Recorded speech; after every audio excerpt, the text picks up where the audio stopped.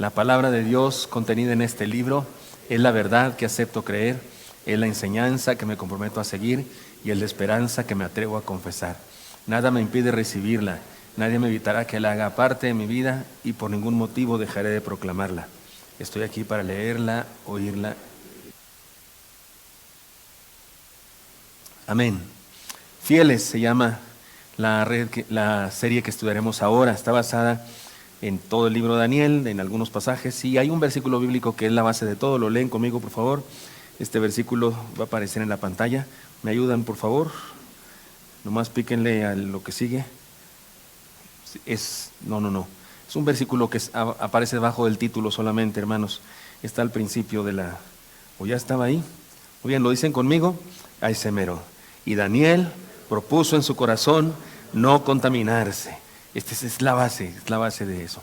Es un llamado. El libro de Daniel está claro en los eruditos que estudian el contexto histórico y las circunstancias de los libros de la Biblia, que fue escrito porque era un llamado a la fidelidad a nuestro Dios en una cierta época y muy particularmente para los jóvenes.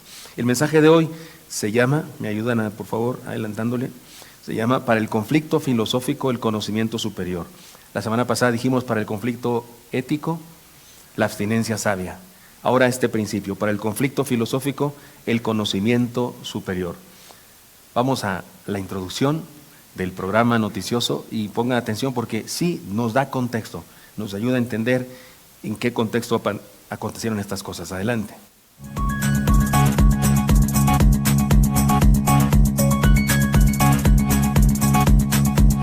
Muy buenos días tengan todos ustedes, amigos y hermanos televidentes. Bienvenidos a La Señal del 7 en su programa NTH, Noticiero Transhistórico. Una vez más, su amigo Asdrúbal en la torre y obvio que me acompaña Penélope Michel, y nos da mucho gusto que nos reciban una vez más en sus casas. Recuerden que ahora regresamos a la batalla desde nuestro cuartel y Cipriano de nuevo a su trabajo de campo. Y recuerden también que el Paz nos ha pedido que traigamos noticias valiosas para entender el extraordinario libro de Daniel. Y bueno, la linda Penélope nos platicará el dónde, pero también el cuándo de los hechos que habremos de informarles.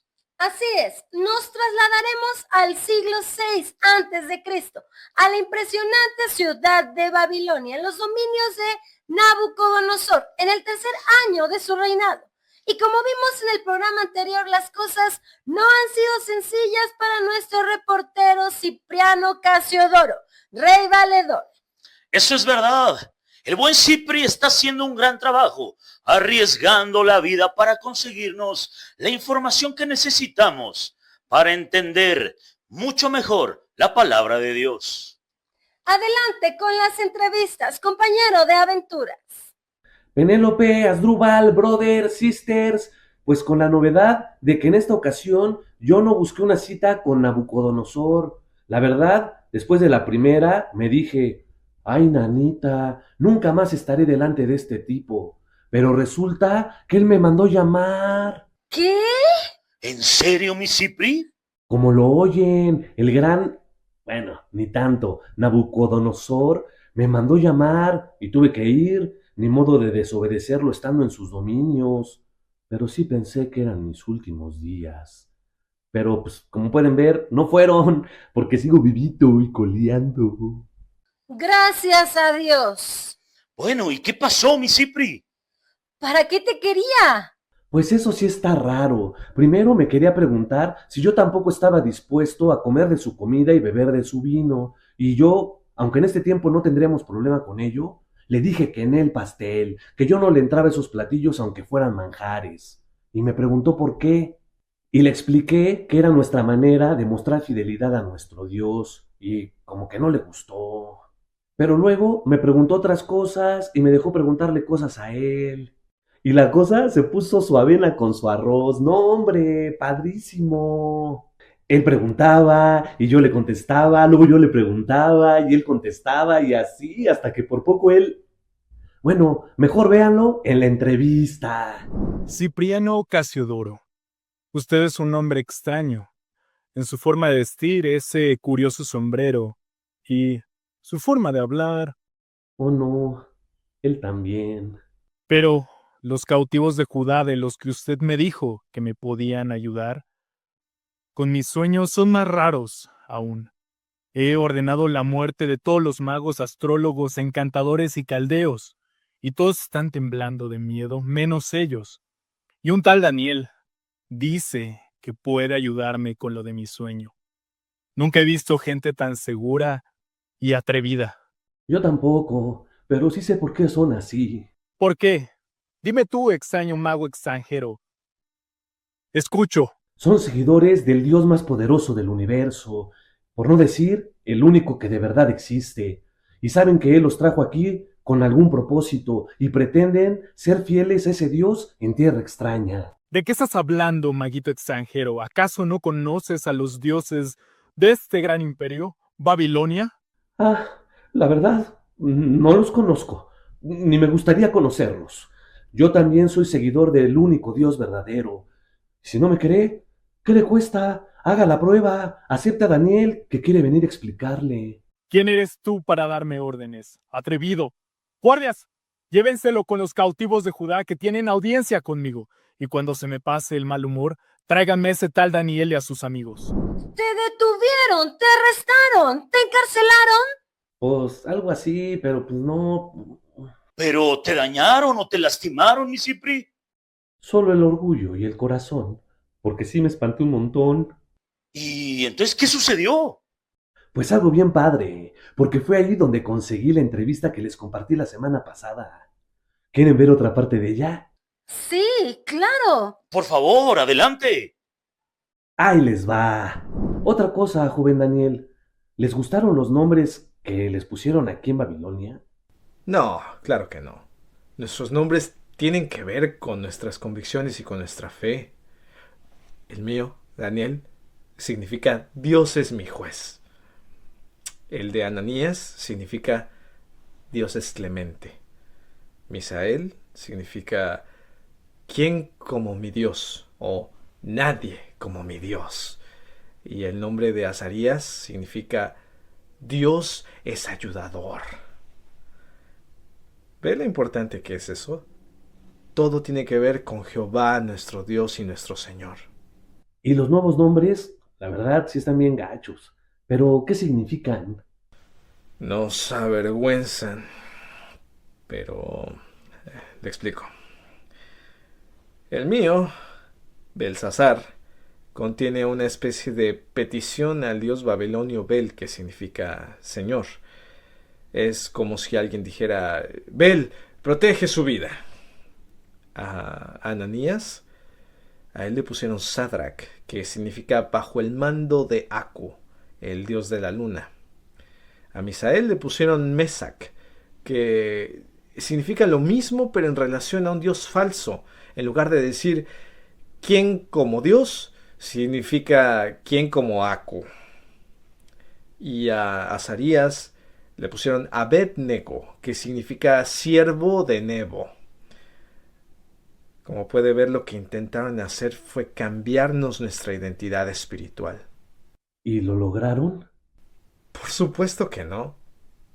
Nosotros decidimos hacer honor a nuestros nombres originales comportándonos como seguidores del Dios verdadero. Bien hecho. Allá de donde yo soy, también usamos sobrenombres. Algunos nos los pone la gente, otros nos los ponemos nosotros mismos. ¿Cómo la ve? Sí, los nombres son importantes, pero es más importante la manera de vivir. Aunque ustedes los intenten cambiar por medio de apodos, de títulos o de motes, ustedes deben de honrar a aquel a quien siguen, no contaminándose del mundo, sino dando ejemplo de la fe verdadera para transformar el mundo. ¡Cautivos de Judá! ¡El gran Nabucodonosor los espera!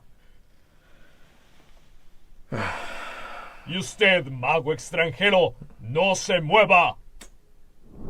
¡Qué tremenda lección! Vivir como lo que somos. Y qué tremendas entrevistas. Pero, ¿y qué pasó contigo, mi Cipri? Luego les cuento cómo salí de ahí, porque esto aún no termina. Eso esperamos. Y bien, Estas fueron las noticias de ayer y hoy en la señal del 7. Nos vemos la próxima semana en NTH, su noticiero transhistórico. Porque aún hay más.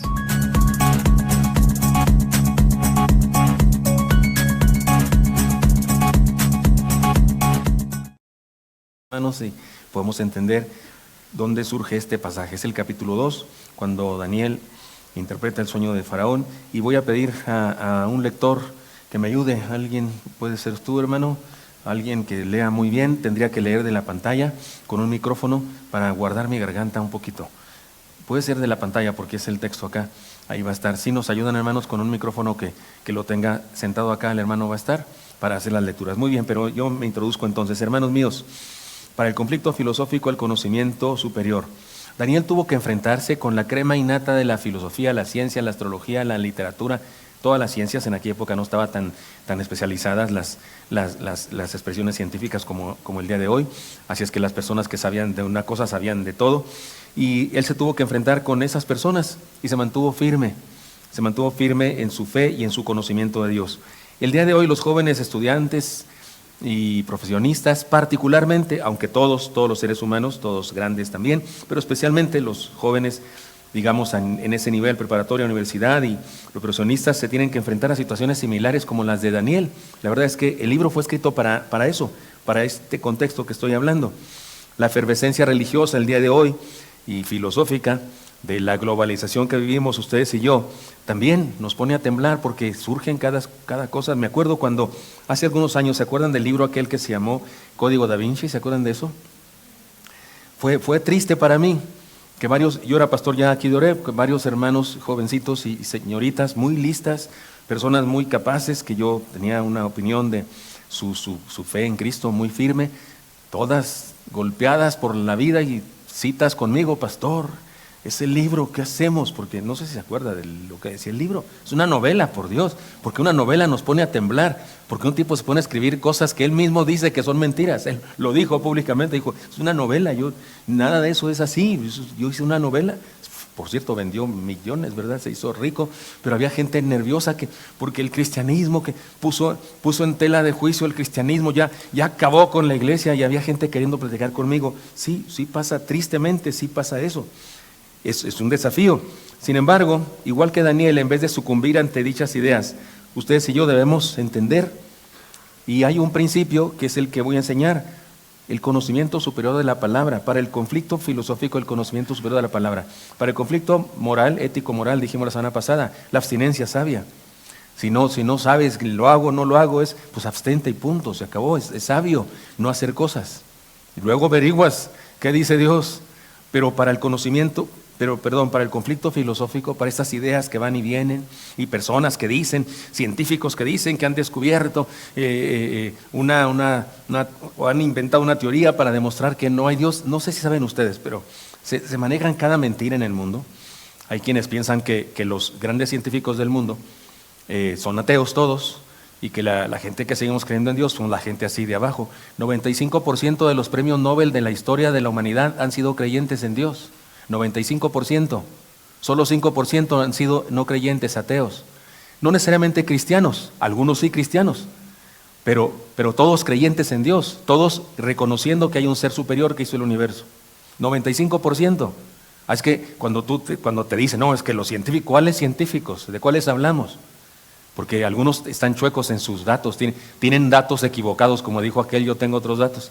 Tienen datos equivocados porque no los han estudiado de la fuente verdadera. Lo que dijo ahí el maestrillo de la escuela, de la prepa, o lo que dijo no sé qué youtuber por internet para criticar.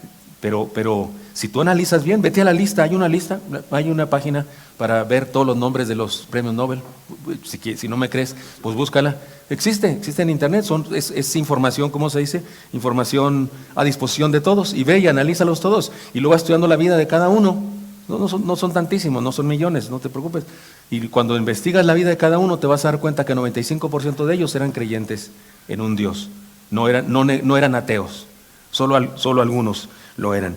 Por eso debemos Si tenemos dudas, pues fortalecer nuestros cimientos de fe, investigar, si no estamos satisfechos con algunas ideas, si esto que estoy diciendo no te parece que sea correcto, investiga, profundizar nuestra comprensión de la verdad bíblica, reconocer la superioridad del conocimiento del Evangelio antes que cualquier otro tipo de conocimiento, y finalmente desechar las ideas opuestas sin importar su procedencia, no importa quién las dijo, si está equivocado, está equivocado. Hermanos míos, lean conmigo estas declaraciones, por favor. No todo lo que está en los libros es verdad. Usted y yo sabemos eso. Y ya estamos grandecitos, ya sabemos que aquello de que se envolvió en la bandera y se tiró por amor a la patria, ya sabemos. Sí, no le estoy echando a perder la vida a nadie. Pero ya sabemos que no necesariamente fue así. Ya sabemos que hay cosas tan terribles, unas en pro y otras en contra, que nuestros antepasados que mataban gente cada día y se comían el corazón y que no sé qué, también ya se ha investigado más y ya sabemos, fue algo que quisieron decir Hernán Cortés y su gente porque tenían prohibido hacer violencia, a menos que fuera en defensa propia, y pues se inventaron ese asunto, ¿verdad? Tuvimos que defender, dijeron los mentirosos, tuvimos que defender a unas personas que iban a sacrificar y no era verdad. Es decir, la historia no necesariamente es así. La historia es una falacia porque si no tomamos película, y aún tomando película, porque el día de hoy ya con la inteligencia artificial usted va bailando a Trump con Putin, ¿verdad? A ritmo bien sabroso, dando los pasos de Michael Jackson. Y usted dice, sí se lo saben, y sabemos que es inteligencia artificial. Entonces, no todo lo que está en los libros es verdad, no todo lo que está en internet es verdad. Me escriben algunos de ustedes, pastor, ya vio las noticias. Hermanos, el internet tiene más noticias mentirosas, fantasiosas que verdades. Es que tengamos cuidado con eso, que no te impresionen los filósofos de hoy. La verdad de Dios es superior por todos lados y lo ha demostrado en cada etapa de la historia. Cada etapa de la historia ha demostrado que la palabra de Dios se ha cumplido al pie de la letra. Para lograr esto, entonces, esto de estudiar, de analizar y de entender que hay un conocimiento superior, para entender esto vamos a la palabra del Señor. Y en primer lugar aprenderemos esto. Cuando el conocimiento humano se queda corto, que es muy a menudo, la revelación de Dios brilla. Vamos a leer la primera parte del capítulo 2, es extensa, por eso quiero ahorrar mi garganta y que mi hermano lo lea. Dice así la palabra de Dios. Yo le voy a ayudar. Hermana, sí. En el segundo año del reinado de Nabucodonosor, tuvo Nabucodonosor sueños y se perturbó su espíritu y se le fue el sueño. Hizo llamar el rey a magos, astrólogos, encantadores y caldeos para que le explicasen sus sueños. Vinieron pues y se presentaron delante del rey, y el rey les dijo: he tenido un sueño y mi espíritu se ha turbado por saber el sueño.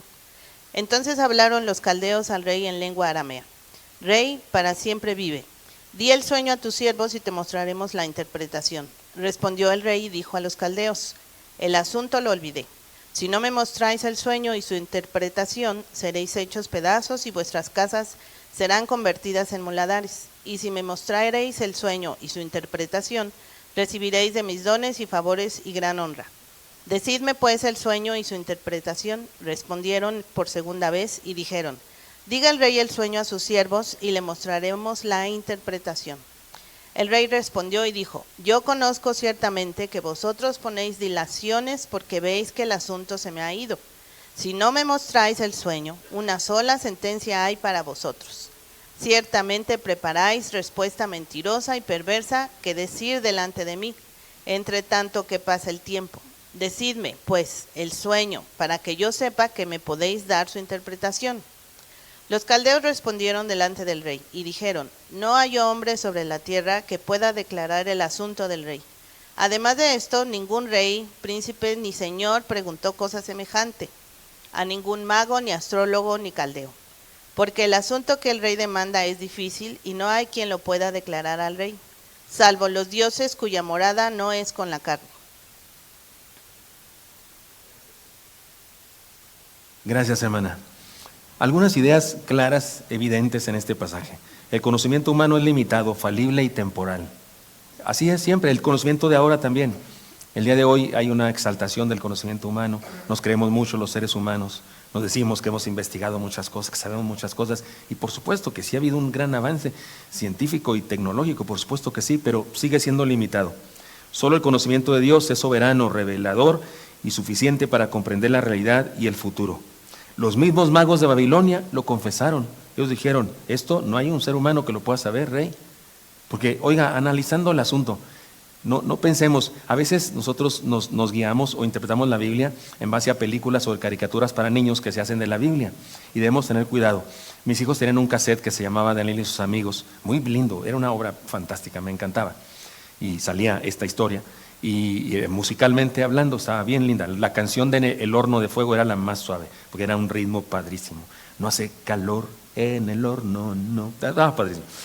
Y mis hijos se la sabían, pero los personajes fueron caricaturizados y resulta que Nabucodonosor era como un niño caprichoso. ¿Por qué no me quieren interpretar mi sueño? Así hablaba así. Y los magos, pues como tontos, como no pudo ser así. No pudo ser así. Era el hombre más poderoso del planeta en ese momento, por favor. Controlaba un ejército enorme, ganaba batallas, debía ser muy listo, por supuesto que sí. Y los magos, pues no debieron ser necesariamente muy tontos, solamente que, de veras, o sea, ¿pueden interpretar mi sueño? Sí, pues danos el sueño. Pues ya se me olvidó. O sea, ¿me puedes traducir esta carta? ¿Me puedes traducir una carta al inglés? Sí, pues dame la carta. No, pues adivínala. Sí está loco, ¿verdad? Sí está raro. Y ahora, ¿a quién se le ocurre? Un hombre poderoso tiene esas ideas. Es probable que había otras cosas que no nos cuenta el libro de la Biblia. Es probable que él tenía problemas con algunos de los sabios estos. Siempre había conflictos e intrigas en los reinos de aquella época. Y es probable que había algunas circunstancias y él quería ponerlos a prueba.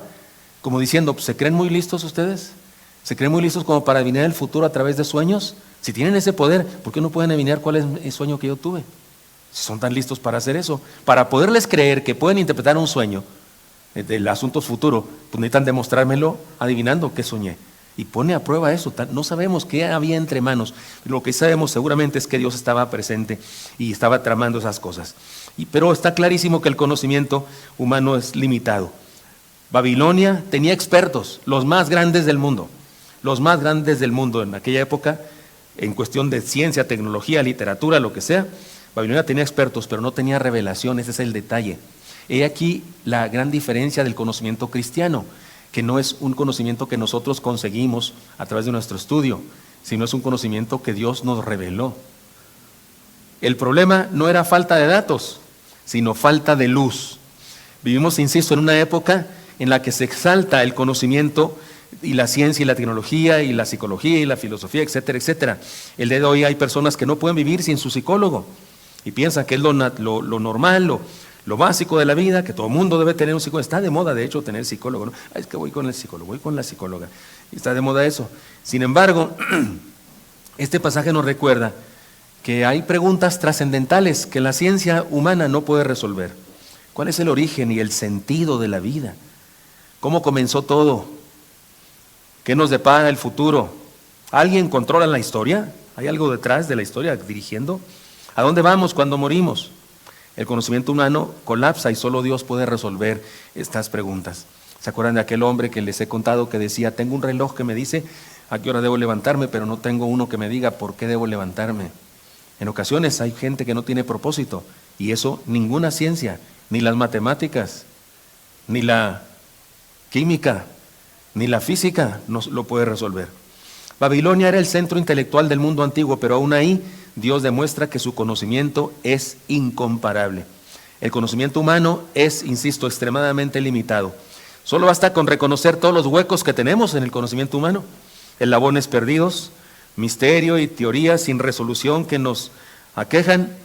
El hombre de Neandertal ha pasado de ser un simio casi hombre, y ahora resulta que no, que era un hombre muy grande, sí tenía una gran inteligencia y sí tenía habilidades, y que por ahí anda todavía el gen de los neandertales, y algunos a lo mejor hasta tenemos cara de, pero cada etapa de la humanidad ha dicho cosas diferentes. El pobre tiranosaurio Rex ha sido pajarraco, ha tenido plumas, ha tenido escamas, ha tenido pelo, ha sido el más grande depredador y ha sido carroñero. Yo digo, depredador con esas manitas, así como iba a lograrlo. O sea, no se puede comer ni un elote con esas manitas, ¿no? O sea, no le llegaba a la boca. Es decir, cada etapa de la ciencia cambia ¿Qué nos garantiza que lo que se dice ahora no va a cambiar también en la próxima generación que descubra más cosas? Así es que sí, nuestro conocimiento es extraordinario y debemos gozarnos de eso y de lo que saben la ciencia, que es maravilloso eso. Yo en este momento estoy comiendo mucho huevo, porque dicen que es el segundo alimento más nutritivo después de la leche materna, y como mucho ahorita que sí se puede, porque ahorita no hace daño, porque hace unos años hacía daño, ¿se acuerdan? No voy a hacer que en unos años otra vez vuelva a hacer daño. ¿Te decían eso o no, hermano? Que no comieras tanto huevo, que el colesterol, que no sé qué, y ahorita te dicen que le entres con todo. Conocí a una pareja de chicos, vienen a nuestra iglesia, unas personas muy fuertes, son muy sanos ellos. Él se come 12 huevos en la mañana. Yo he intentado, pero no, nomás llegué a 3. Pero oiga, sí, pero esa teoría, las teorías van cambiando. Por eso, hermanos míos, cuidado. Sí, valoremos la ciencia, por supuesto que es extraordinario el conocimiento científico y todo el tecnológico, pero cuidado, está limitado. Las preguntas trascendentales no las puede resolver. Ante la incapacidad de la ciencia de acceder a los misterios profundos de la vida, se hace necesaria la revelación divina. Eso es lo que nos dice este pasaje, se hace necesario el conocimiento de Dios. Esto nos recuerda la falsa seguridad de los sistemas intelectuales sin Dios.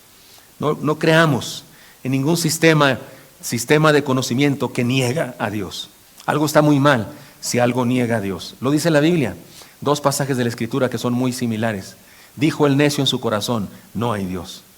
O sea, la necedad comienza con el negar a Dios, la negación de Dios. Ahí comienza la necedad, la insensatez. No puede haber conocimiento en una idea, persona, principio, teoría o lo que sea que niegue a Dios. El problema del ser humano no es su ignorancia técnica, sino su ceguera espiritual. Todo conocimiento que excluye a Dios es insuficiente para responder a las preguntas trascendentales de la vida. Y aquí algunas implicaciones entonces para nosotros, hermanos. Léanlas conmigo, por favor. Cuidado con una fe subordinada al experto y no a la palabra. Cuidado con eso. Tengo problemas ahora mismo cuando me invitan a dar conferencias sobre la iglesia, sobre el avivamiento de la iglesia. Ahora hay una palabra que se ha inventado que es la revitalización de la iglesia. Y tengo serios problemas con eso de repente, porque en ocasiones no quiero ofender a nadie, pero yo soy una persona que cree que la iglesia crece por la gracia de Dios, porque la diseñó para crecer. Y creo que si no crece es culpa de nosotros, del pastor principalmente. Si una iglesia no crece es culpa del pastor y de los siervos y de los diáconos, y le echan la mano los sugieres y los miembros que asisten a la plaza de toros también. Todos, ¿verdad? Todos tenemos culpa. Pero si crece es gracia de Dios. Pero resulta que el día de hoy se dice que hay que seguir el modelo de no sé qué iglesia, y ahí andamos imitando a la iglesia de no sé dónde, hasta nombres en inglés le ponemos a nuestras actividades para imitar a una iglesia grandota de Estados Unidos, y pensamos que es cuestión de eso, de expertos, de métodos. Y los métodos, claro que debemos hacer cosas, claro que sí debemos usar métodos y hacer las cosas, pero hermanos míos, finalmente el que hace el milagro es Dios. Porque una iglesia siguiendo los mismos métodos y las mismas actividades, no pasa nada. ¿Por qué? Porque no son esos métodos, es Dios. ¿Me explico? Cuidado con eso. La iglesia no debe imitar la autosuficiencia intelectual del mundo. Miren, un médico con tecnología avanzada puede operar el corazón de un alcohólico que intentó suicidarse. Lo opera y le queda muy bien, le saca la bala y lo opera, pero no puede sanar su alma para que no lo intente de nuevo. ¿Me expliqué? Su conocimiento llega hasta ahí, está limitado, hasta ahí llega, no más. La pregunta no es cuánto sabemos, sino a quién escuchamos. Y si usted me dice, bueno, pero si lleva al alcohólico a una reunión de AA o a una terapia en un hospital de revitalización, sí, los hospitales de revitalización en todo acá occidente, en el mundo occidental, todas las clínicas de rehabilitación, todas sin excepción, le dicen a los que quieren rehabilitar que necesitan la ayuda de un ser superior. Le llamen como le llamen, pero que necesitan la ayuda de un ser superior.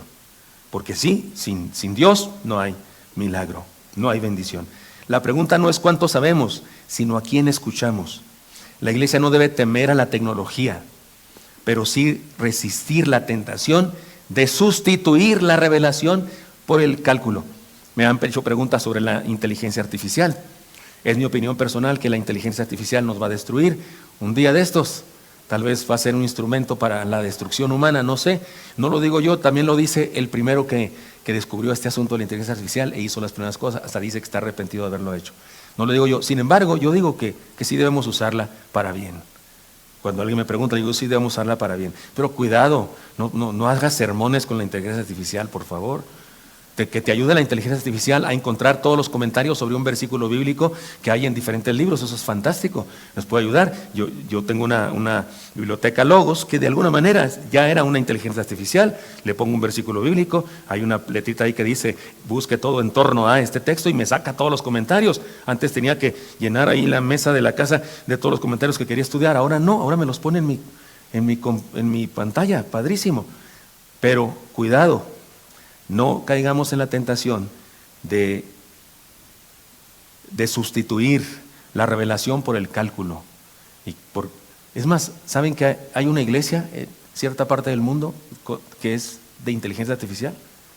Llega la gente, se sienta y empieza el culto y aparece ahí un personaje que no existe, una persona que no existe, pero pues muy guapa, muy linda, leyendo un texto bíblico, y luego viene un coro. No, hombre, qué bárbaro, cantan, pues son voces que no existen, pero están padrísimas. Le alcanza lo que sea, nunca se desafina, nunca le sale un gallo a ninguno de ellos. Y ahí está la gente escuchando. ¿Qué es eso? Cero vida, cero. Si usemos, no tengamos miedo a la tecnología, a la ciencia, pero no nos subordinemos. La iglesia, perdón, ¿dónde voy acá? La iglesia, ¿ya leímos eso? Ahora vamos entonces una siguiente enseñanza. ¿Y lista, hermana, para leernos, por favor? Cuando Dios revela sus secretos, solo sus seguidores entienden. Esto es muy delicado, pero es verdad. Adelante con el texto. Por esto el rey con ira y con gran enojo mandó que matasen a todos los sabios de Babilonia. Y se publicó el edicto de que los sabios fueran llevados a la muerte. Y buscaron a Daniel y a sus compañeros para matarlos. Entonces Daniel habló sabia y prudentemente a Arioc, capitán de la guardia del rey, que había salido para matar a los sabios de Babilonia. Habló y dijo a Arioc, capitán del rey: ¿cuál es la causa de que este edicto se publique de parte del rey tan apresuradamente? Entonces Arioc hizo saber a Daniel lo que había. Y Daniel entró y pidió al rey que le diese tiempo y que él mostraría la interpretación al rey. Luego se fue Daniel a su casa e hizo saber lo que había a Ananías, Misael y Azarías, sus compañeros, para que pidiesen misericordias del Dios del cielo sobre este misterio, a fin de que Daniel y sus compañeros no pereciesen con los otros sabios de Babilonia. Entonces el secreto fue revelado a Daniel en visión de noche, por lo cual bendijo Daniel al Dios del cielo. Y Daniel habló y dijo: sea bendito el nombre de Dios de siglos en siglos, porque suyos son el poder y la sabiduría. Él muda los tiempos y las edades, quita reyes y pone reyes, da la sabiduría a los sabios y la ciencia a los entendidos. Él revela lo profundo y lo escondido, conoce lo que está en tinieblas y con él mora la luz. A ti, oh Dios de mis padres, te doy gracias y te alabo porque me has dado sabiduría y fuerza.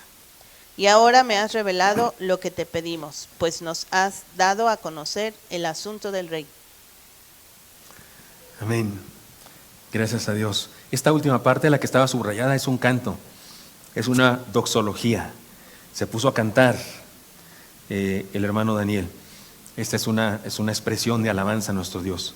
Ahora, Daniel responde con fe, no con desconfianza.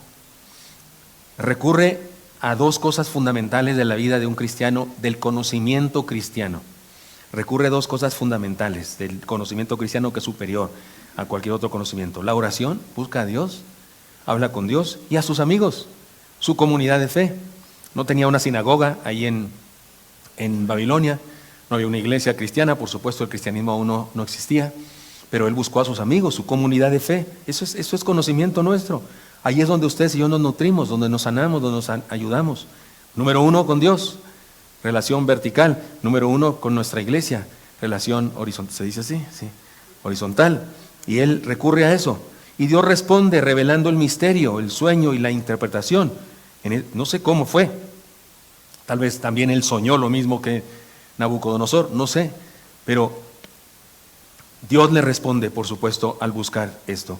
Y Daniel culmina expresando una doxología o un canto de alabanza. Me encanta además también la actitud de Daniel, porque recuerden, él lleva a cabo una tarea profética.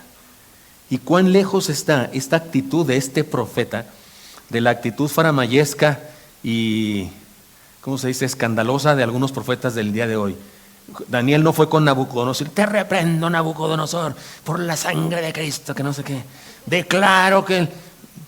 ¿Se da cuenta? Él tranquilo, habla con paciencia con los que debe hablar, entra en una negociación, ¿qué te parece? No los mates, así, me encanta. ¿Por qué? Porque conoce al Dios verdadero y por eso culmina su compartirle a los demás cómo le fue con Dios, alabando a Dios. He aquí algunas implicaciones para nosotros. Antes de analizar, debemos orar, hermanos. Es bueno, ustedes y yo hemos estudiado cosas, yo he estudiado cosas del tipo humanidades, usted también, y usted ha estudiado cosas del tipo tecnológicas, porque aquí hay de todos los, ¿cómo se llaman? Áreas de la prepa, ¿no? Aquí hay físico-matemáticos, aquí hay ciencias biológicas o químicas, ¿qué más hay? Humanidades. ¿Cuántas áreas hay? ¿4 o 5? ¿4? Ah, bueno, aquí hay de todo, entonces cada quien se desarrolla en una cierta área, lo que sea. Yo siempre me pregunté, ¿para qué necesito saber qué es Y y X? O sea, tanto que estudié y tanto que me estuve matando para saber eso, para despejarla, y el día de hoy no sé ni para qué sirve, pero algunos de ustedes sí saben, y les es muy útil, ¿no? Yo no iba conmigo esa cosa, pero las otras cosas de literatura y demás sí iban conmigo. Somos de diferentes áreas y es maravilloso eso, y es importante que hagamos eso, pero antes que nada, orar. En cualquier clase de estudio bíblico, de preparación de sermones, la primera cosa que se dice al individuo que se le enseña cómo prepararse, la primera cosa, habla con Dios. Pues sí, habla con Dios, y después usas los métodos tu método sintáctico teológico para interpretar la Biblia. Ese aprendí yo en el seminario, se llamaba el método sintáctico teológico, un método que da pasos para interpretar un texto, pero lo primero que hay que hacer es hablar con Dios. Voy a leer su palabra, voy a leer su carta de amor que me mandó.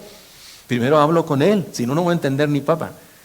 Analizar, sí, pero debemos orar antes de hablar debemos escuchar a Dios.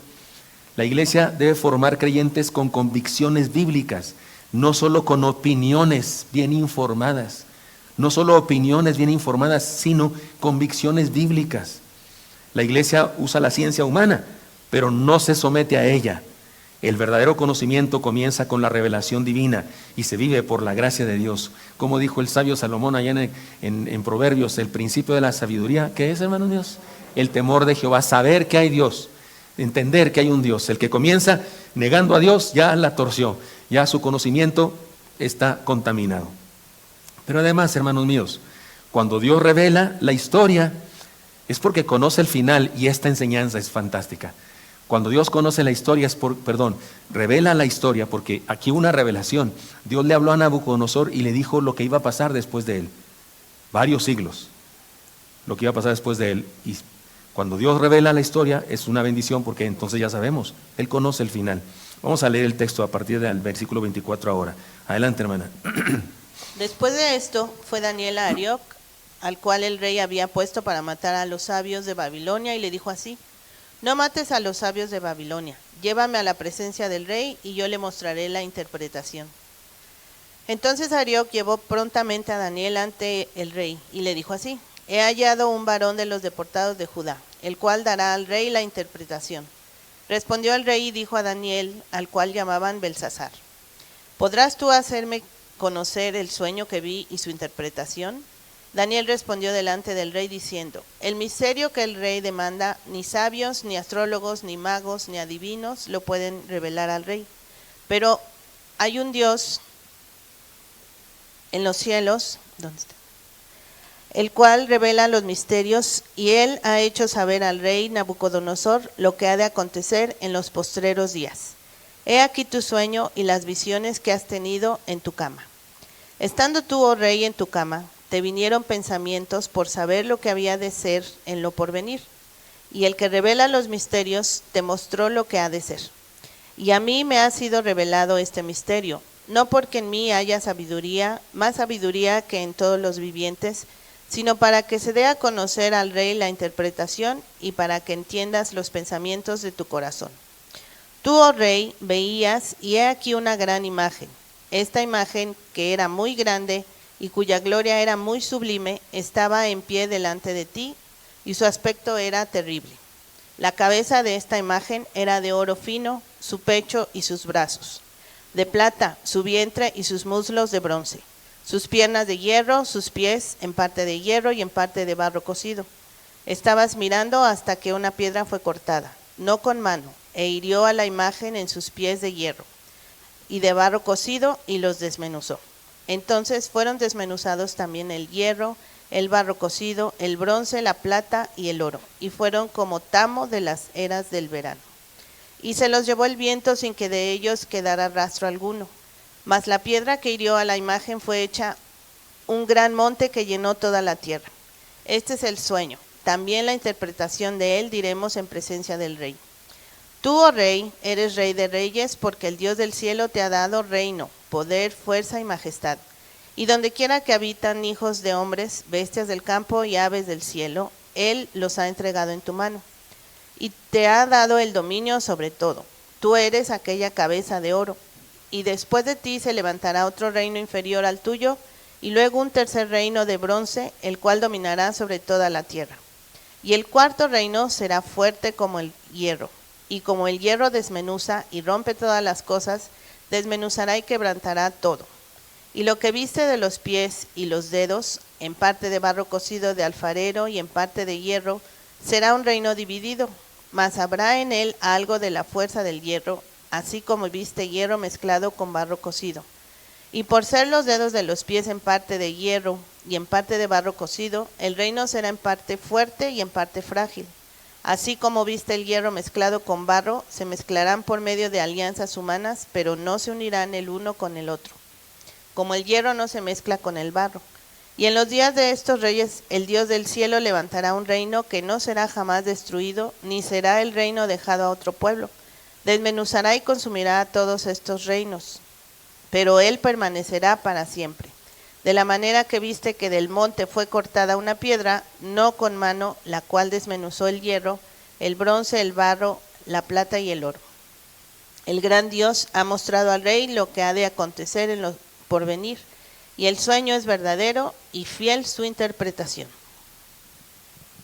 Gracias. Es un texto extenso y tuve la tentación de saltármelo y yo solamente contar la historia y contar la imagen del sueño, pero es importante que lo hayamos hecho así, número uno, porque es palabra de Dios; número dos, porque no quería dejar pendiente eso, como diciendo, el pastor no nos dijo nada del sueño, porque el día de hoy, nos encanta, algunas personas religiosas les encantan las profecías y los símbolos y demás, y la mayoría de los profetas, no los profetas, los estudiosos el día de hoy, o no estudiosos, algunos pastores, es que todo lo hacen futuro. Todo lo hacen futuro. Nos da la impresión de que los que leyeron eso en el principio no entendieron ni papa, porque nosotros lo interpretamos a la luz de nuestras circunstancias actuales. Entonces los de aquella época pues no entendieron nada, para qué lo escribieron y para qué lo leyeron. Pero no, tiene un significado y no es tan difícil, porque de repente usted también, o algunos creyentes, se sienten así como, no, pues es que hay textos muy difíciles de la Biblia. No tanto. Si ponemos atención y si tenemos principios de interpretación bíblica, si entendemos cómo debemos interpretarlo, no está tan difícil. Pero en primer lugar, Daniel aclara que su conocimiento no fue suyo, que no es sabiduría propia. Él lo dice, porque yo no lo interpreté. No es que yo soy muy listo, soy más listo que todos los seres humanos. No, me fue revelado. Porque recuerde, el conocimiento humano es adquirido por nuestras destrezas. El conocimiento de Dios es revelación, Él se revela. Daniel le da toda la gloria a Dios. Ahora, el sueño y su interpretación resulta ser una profecía respecto a la historia a partir del presente, de ese momento que es Nabucodonosor y su reino de Babilonia, y lo que iba a pasar después. Y la verdad es que esta estatua que soñó y esas cosas tiene un significado muy claro. La mayoría de los eruditos, salvo los futuristas, que todo lo interpretan a la luz de nuestro contexto histórico, pero los que yo creo son verdaderos intérpretes de la Biblia, dicen lo siguiente: la mayoría, cabeza de oro, reino de Babilonia. Daniel se lo dijo a Nabucodonosor, que él era la cabeza de oro, un reino muy poderoso. ¿Qué vino después? Pechos y brazos de plata. ¿Qué vino después del reino de Babilonia cuando terminó el imperio medo-persa? 2 pueblos, un imperio, pero inferior a Babilonia. Pero eso pasó. En la historia de la humanidad usted puede ver esto. Se hace un mapa de la historia, esto pasó en la historia de la humanidad. Vientre y muslos de bronce, reino de Grecia, especialmente el conquistador Alejandro Magno.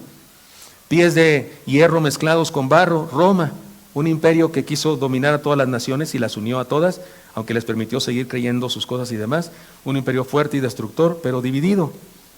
Y luego una roca del cielo hecha por manos. Esta es la que tal vez sí los de aquella época no lo entendieron del todo, pero nosotros sí lo entendemos del todo porque vivimos después de eso. ¿Qué es la roca del cielo? No hecha por manos. Se refiere a una roca diferente, no igual que las otras rocas, no igual que las otras partes de esta imagen, de esta figura. No, una roca diferente, extra humana, extraterrena. Por supuesto se refiere a algo celestial. El reino de Dios que comienza con la llegada de Jesucristo. De eso habla. La montaña que cubre toda la tierra, un reino de otro mundo que se cumple hasta el día de hoy. Y la piedra es una señal tipológica de Cristo y su reino. Lean conmigo Mateo 21:44, ¿cómo dice? Y el que cayere sobre esta piedra será quebrantado, y sobre quien ella cayere le desmenuzará. Es decir, se relaciona perfectamente con esta profecía. Ahora, ¿qué le profetizó Dios a Nabucodonosor? Lo que iba a pasar después de él. Y usted dice, ¿y para qué? ¿Cuál era la enseñanza de eso? La puedo ver muy sencillamente. Lo fútil, lo breve, lo no eterno de cualquier poder humano, del conocimiento mismo humano. Y en contraposición con lo eterno de la revelación de Dios, del reino de Dios, del evangelio del Señor, que dura para siempre.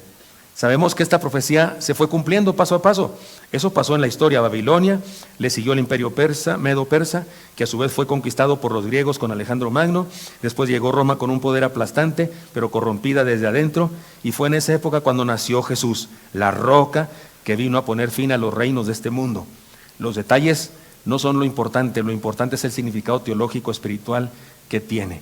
Así es que sí quise explicar este sueño para que no parezca así como que es algo que imposible de saber qué significa. Sí se puede saber qué significa. Dios no hizo crucigramas para que usted y yo anduviéramos vueltos locos, como Indiana Jones, que no puede encontrar el arca ni el cáliz. Sí hay una película sobre eso, ¿verdad? No, Dios fue claro. El problema es cuando nos confundimos, especialmente por algunas ideas equivocadas. Ahora, he aquí las implicaciones para nosotros. Lean conmigo estas implicaciones, por favor. Los poderosos del mundo no están al mando, no serán para siempre. No ha habido las noticias, hermanos, últimamente. Se está poniendo la cosa tremenda. La ONU está reunida. El presidente de Colombia habló recientemente. La sede de la ONU está en Estados Unidos. Y este hombre de Colombia le quitaron su pasaporte. Está ahí porque, pues ni modo, pero se llama un presidente ¿cómo se dice? No aprobado por Estados Unidos. Y estuvo ahí y habló rudo, habló pestes del presidente de Estados Unidos y de Estados Unidos. Hasta le hacía con el dedito, porque ustedes, en serio, tipo verdulería, tipo se puso la cosa de veras, como en la Cámara de Senadores mexicanos, de diputados, ¿verdad? Parecido. El tipo hasta hacía chistes y demás. Se puso, y además sabemos de una gran nación que intervino en un país, violando derechos internacionales, aunque hizo algo que sí nos agrada a todos, pero de todas maneras violó las leyes. Y está la cosa difícil en nuestro mundo. Y Groenlandia está en juego también. Y ahora resulta que las cosas pintan mal, ¿no es cierto? Hermanos míos, los poderosos del mundo no están al mando, no serán para siempre. Eso es lo que le quiso decir Dios a Nabucodonosor. Cuidado, te crees mucho, te crees muy grande. ¿Qué crees? Eso pasa. ¿Se acuerdan? Yo puse una foto un día cuando fuimos a Italia, mi esposa y yo, una foto, me fotografié en el Coliseo Romano. Y yo andaba de malas ahí. Y ya después me acordé por qué. Porque ahí mataron muchos cristianos. Miles de cristianos murieron ahí. Y yo tomándome fotos muy feliz. Y salí en una foto y salí medio triste. Y entonces me gustó que tenía cara triste y puse yo ahí. Aquí murieron miles de cristianos. El cristianismo sigue vivo y este lugar está en ruinas. Me gusta pensar eso. No ha habido poder, no ha habido imperio en la historia de la humanidad, grandioso y demás, que no haya sido después destruido por otro y pasó de largo aquel. Dios tiene el control y triunfará sobre todo. Dios nos tiene en sus manos y nadie más nos tiene en sus manos, solo Dios. El pueblo de Dios es un reino de otro mundo. El reino de Dios, hermanos, no compite con los poderes de este mundo. Está en otra liga, o sea, nosotros estamos en otra liga, ¿sí me explico? Estos andan allá en la liga, no sé, prebásica. Tengo un amigo que estudió inglés y le digo, ¿en qué grupo estás? Y dijo, en prebásico. O sea, ni siquiera era básico, era prebásico. Prebásico, sí, ¿cuántos son de básico? Son 3, de prebásico son 3, ¿y en cuál estás? Pues en el 1. Dios, dije, le dije, ¿sí sabes decir yes? Por lo menos, Dios, somos de otra liga, hermanos. Cristo Jesús ya es el vencedor. Él es es más grande que cualquier poder de este mundo y de su mano la victoria está asegurada. Este era el mensaje tanto para Nabucodonosor como para todo su imperio, como para todos los hebreos que habían sido secuestrados y que estaban ahí, que estuvieran. Dios conoce la historia, porque de repente dicen, ay Dios, no te das cuenta de lo que está pasando. Señor, ¿por qué no intervienes? Él sabe todo y sabe la historia y sabe el final también. La idea es clara. Si Dios conoce la historia es porque Él escribe. El pasaje no promete reinos del mundo justos. Promete algo más profundo, que no son eternos, ni tienen la última palabra. Los reinos humanos pueden levantar muros, firmar decretos y separar familias, pero no gobiernan la historia.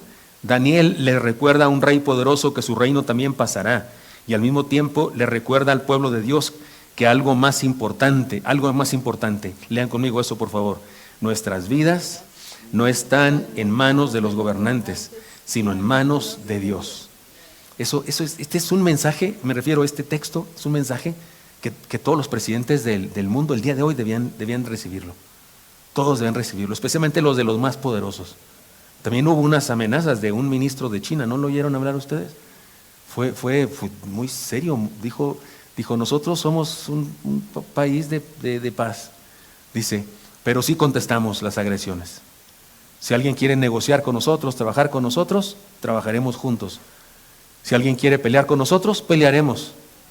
Si alguien nos golpea, tenemos con qué responder, dijo. Nunca pegaremos primero, pero pegaremos más fuerte. Y dijo, somos la potencia más grande del mundo. Dijo así. Todos pensamos que Estados Unidos, pero él dijo, tenemos una bomba que nadie tiene. ¿No lo oyeron? Él dijo, tenemos una bomba que nadie tiene. Y dijo de una bomba que tiene, no sé cuál será. No que sea una yucateca a lo mejor, ¿verdad? No sabe él de nuestras bombas. Le voy a escribir una carta yo decirle, nosotros tenemos unas que usted ni se las imagina. Hasta le voy a hacer una bomba de sus ojos rasgados, a ver. Perdón, estoy bromeando, pero sí, el mundo está así como amenazándose de un lado para otro y ustedes y yo así como viendo el ping pong, ¿verdad? Como viendo el tenis. Pero ¿sabe una cosa? Ninguno de ellos tiene el poder. Quienes hoy viven en incertidumbre, con miedo por su hijo, por su padre, por lo que sea, hermanos míos, este mensaje es para nosotros. Aunque los sistemas cambien, Dios no cambia. Aunque hoy no entendamos el resultado, nuestra vida sigue sostenida por Él. La roca no cayó para aplastar a la gente, cayó para decirnos que ningún poder humano es definitivo ni infinito. Todos los grandes poderes de la historia que cuando estaban en el poder, la mayoría pensaba, o todos pensaban, esto no va a cambiar, estos van a seguir aquí siempre, se equivocaron, se acabaron, eran grandiosos en poder y se acabaron. No temamos a los poderes de este mundo, ellos caerán y Dios saldrá victorioso. Ahora, esto, hermanos, lo he explicado ya, es el método de Dios en sus profecías. La mayoría de las profecías del Antiguo Testamento tienen 2 cumplimientos. Un cumplimiento allá en su época para que esas personas entiendan el mensaje, pero la mayoría de las profecías tienen un segundo cumplimiento. Este reino que se anticipa, que es Jesús, pues no aconteció en aquella época, aconteció cuando nació Jesús entre nosotros, no aconteció cuando Daniel. Pero aún no se completa todo esa profecía, porque sí, Cristo vino a nacer y a establecer su reino, pero aún no está establecido en forma plena. ¿Sí me explico? Es que habrá otro cumplimiento. en el final de los tiempos, que nosotros todavía esperamos y sigue siendo futuro para nosotros. Pero hay una razón por la que Dios cuenta eso. Lo he dicho antes, pero permítame, tengo que decirlo una vez más. Es como si usted está leyendo una novela, y voy a poner una novela ridícula. Está leyendo una novela usted de 16 capítulos y va en el 14. Y en el capítulo 14, el capítulo se acaba cuando la heroína está amarrada en las vías del tren, el malvado la dejó ahí amarrada con cadenas, y el tren está por pasar en 15 minutos y el enamorado está en una granja a 1 kilómetro colgando de una soga que se está quemando y se va a caer y va a caer en un tonel de ácido y ahí se acaba. Y capítulo 14 se acaba y usted dice, no puedo dormir, pero no puede leer los otros capítulos, entonces se va al final, en la última escena, y en la última escena el héroe llega a su perro Rin Tin Tin, lo rescata, salta y lo empuja para que no caiga en el ácido, con la boca lo desamarra y el hombre vence el récord olímpico de la carrera, de cualquier tipo de carrera, y llega corriendo a la vía del tren segundos antes de que pase el tren, alcanza a darle un beso antes de que pase el tren y luego la quita y el tren y luego aparecen, mientras usted está llorando de emoción, aparecen las letras The End. Ah, ya la hice película, ¿verdad? The End. Y usted se regresa al capítulo 14, tranquilo, y le dice a los personajes, no se preocupen, al final ganamos. Y se duerme feliz. Eso es un mensaje de Dios de este tipo. No es que quiera hacernos muy sabios y que sepamos todo el futuro. Sería terrible saber el futuro, saber todo lo que me va a pasar a mí. Sería terrible eso. No sé, si alguien me dice, oiga, tengo una maquinita para saber el futuro, ¿no quiere saber usted qué va a pasar con usted? No quiero saber, Dios mío. Saber cuándo te vas a morir. Puede parecer padre, pero no tanto, ¿verdad? No, calle en la boca, dicen en mi rancho. Resulta pero saber el futuro total, extraordinario, eso alienta. O sea, ya regresas a donde estás y es vamos con todo, porque al final ganamos. Por eso este es un mensaje para todos nosotros. No temamos a los poderes de este mundo, ellos caerán y Dios saldrá victorioso. Y además, hermanos míos, cuando Dios confirma su revelación, aún el mundo lo reconoce. Léanos esta parte del texto, hermana, para finalizar. Entonces el rey Nabucodonosor se postró sobre su rostro y se humilló ante Daniel y mandó que le ofreciesen presentes e incienso.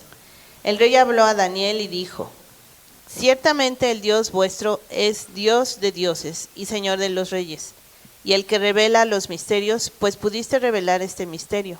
Entonces el rey engrandeció a Daniel y le dio muchos honores y grandes dones, y le hizo gobernador de toda la provincia de Babilonia y jefe supremo de todos los sabios de Babilonia. Y Daniel solicitó del rey y obtuvo que pusiera sobre los negocios de la provincia de Babilonia a Sadrach, Mesac y Abed-nego. Y Daniel estaba en la corte del rey.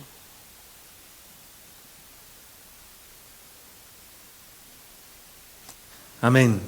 Nabucodonosor reconoce la grandeza del Dios de Daniel. Pero no nos confundamos, no se convirtió necesariamente. Su reconocimiento fue un asunto intelectual y no necesariamente redentor. Saber acerca de Dios no es lo mismo que someterse a Dios. He aquí algunas implicaciones para nosotros. Hay quienes pueden creer y admirar la verdad sin obedecerla. Hay personas que aplauden en un concierto cristiano, admiran un sermón, pero no rinden su vida. A menudo pues, hay personas que me las encuentro en un culto, puede ser como este, o en una boda, se casó un familiar y me invitaron a la boda y oyeron el sermón y les gustó, o en un 15 años, o en una cita que hice a visitar una familia enferma, una hermana enferma, y ahí estaban sus hijos. Y ha habido personas que me animan y luego me desilusionan, porque me dicen, oiga, qué bien habló, no, qué profundas palabras, y no sé qué.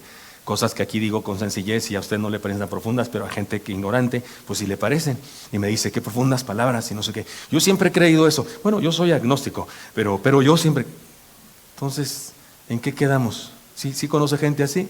O gente que me dice, les he contado de aquella persona que me dijo, no, todo lo que usted dice es verdad, pero yo soy católica, no, porque es la religión de mis padres. Pues sí, no es lo mismo reconocer la grandeza de algo que experimentarlo, no. Hay personas, insisto, que aplauden un concierto, un sermón, pero no lo viven. La iglesia debe buscar transformación, no solo información. Aquí no solo informamos. Buscamos que Dios transforme nuestra vida. El conocimiento verdadero produce humildad y adoración. Admirar la verdad no es lo mismo que obedecerla.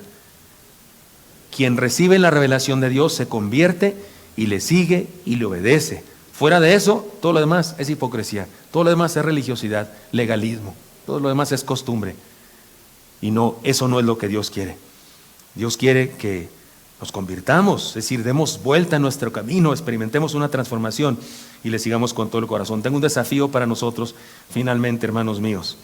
El texto no nos llama a despreciar el conocimiento humano, no, por favor, sino a ponerlo en su lugar correcto, poner el conocimiento en su lugar correcto. El conocimiento humano es un logro del intelecto que Dios nos dio. Él se ha de gozar cuando usamos nuestro intelecto muy bien y descubrimos cosas. El conocimiento de Dios, sin embargo, es una revelación redentora. Usted y yo no podemos, lo que sabemos de Dios, todo lo que sabemos de Dios, lo que hemos experimentado, no fue porque nos esforzamos mucho intelectualmente, no, Dios nos lo reveló. Sí debemos esforzarnos en leer la Biblia, en estudiarla, sí, pero ese esfuerzo nuestro solo llega hasta aquí. Es Dios que se revela. El conocimiento humano es útil, pero no supremo. La revelación divina es necesaria, suficiente y salvadora.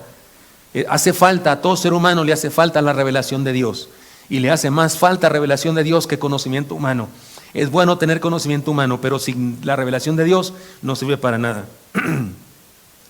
El Dios que revela misterios es el mismo que gobierna la historia. Solo Cristo revela el corazón de Dios y el destino de la historia. En el Apocalipsis se pone a Jesús como el que controla la historia. El problema del mundo no es que sepa poco, no, sino que escucha poco a Dios. El problema de los seres humanos no es ignorancia, es indecisión por aceptar a Dios. Es como tu GPS, o el Waze, vas contento a la casa de tu chica que acabas de conocer y te dio la dirección y vas para allá, te va a presentar a tus padres, a lo mejor eso ya son problemas mayores. Y vas y de repente se te va el internet, no hay línea y te quedas varado. ¿Y ahora para dónde agarro? ¿Les ha pasado eso, hermanos? ¿Les ha pasado en una disyuntiva? Van en el freeway de no sé, Estados Unidos y se te va la línea y te tienes que ir hasta Colorado y tú ibas para el amarillo, ¿verdad? No sé qué. ¿Les ha pasado? Pues así le pasa también al ser humano cuando se desconecta de Dios, se pierde. Así como Babilonia no pudo conocer el sueño, no pudo conocer el significado del sueño, el mundo tampoco pudo conocer al Hijo cuando vino a nacer. Cuando Jesús vino a nacer, también hubo personas que no entendieron el mensaje, no lo entendieron. Solo los dispuestos, solo los creyentes, solo su pueblo, solo los dispuestos con corazón abierto para entenderle. Hay varios pasajes en la Escritura, palabra de Jesús, cuando contaba parábolas decía: les hablo por parábolas para que viendo no vean y oyendo no entiendan, y para que no crean y no se conviertan. Yo es que, ¿cómo que les habla para que no se conviertan? Lo que está diciendo es lo siguiente: cuando una persona no quiere creer, tiene indisposición, y se le da un mensaje tan claro como una parábola, menos lo cree. ¿Por qué? Porque le molesta el mensaje, lo rechaza. Pero hay quienes están tan abiertos de su corazón que el mensaje les abre el corazón más.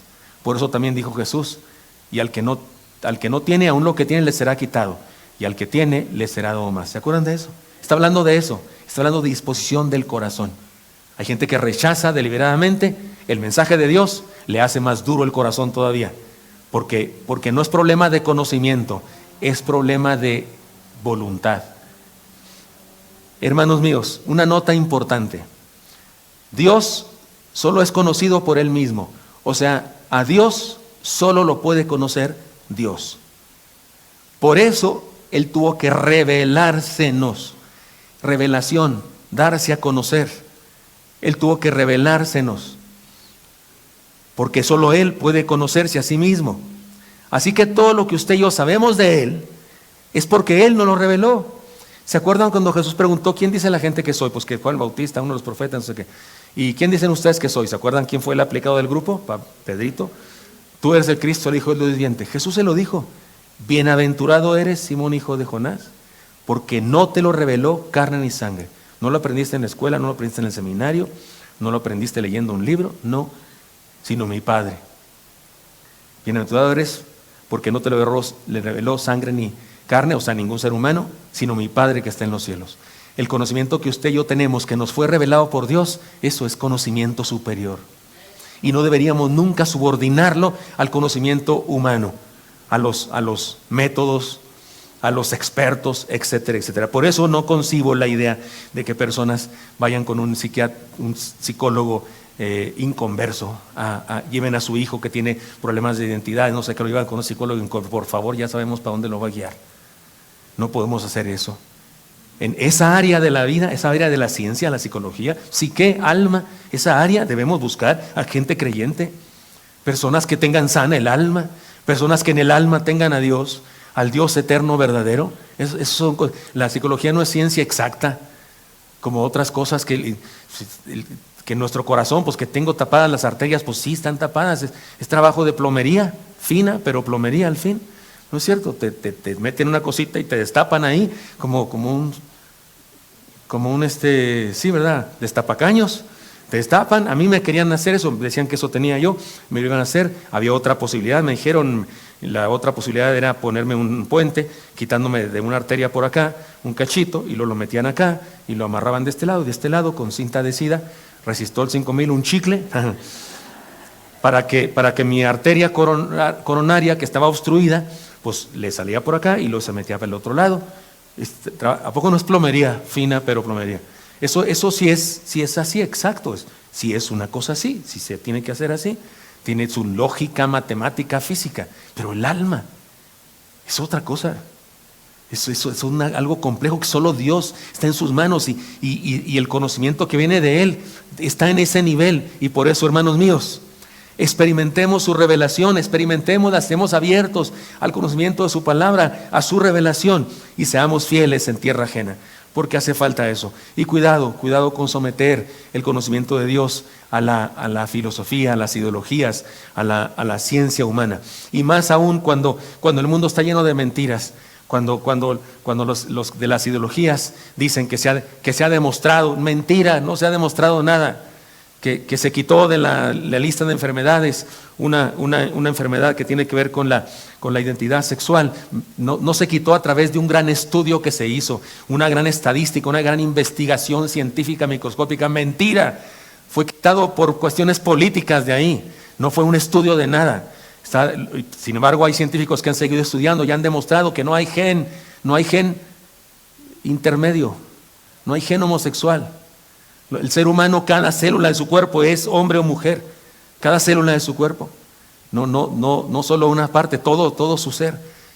Y eso es verdad científicamente. Lo que quiero decir es que en ocasiones en el conocimiento humano se inventan mentiras también, con tal de conseguir,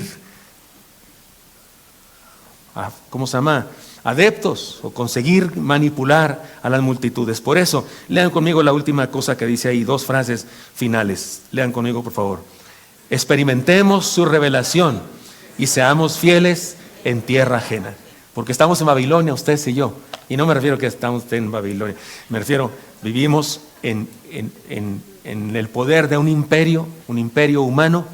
Vivimos en Babilonia, pero como Daniel, con el reino de Cristo entre nosotros. Por eso seamos fieles en tierra extraña. Señor Santo, te doy gracias que a pesar de mi dificultad de salud me permites compartir esta palabra. Te pido que tu Santo Espíritu sea, Señor, el que haga ahí en nuestro corazón germinar la semilla de la verdad y podamos crecer, Señor, y ser los cristianos y los ciudadanos y los seres humanos de bien que tú necesitas que seamos en este momento, Señor, para compartir a todos tu amor y tu misericordia. Pongo en tus manos a cada hermano, hermana y amigo y amiga en Cristo Jesús. Amén.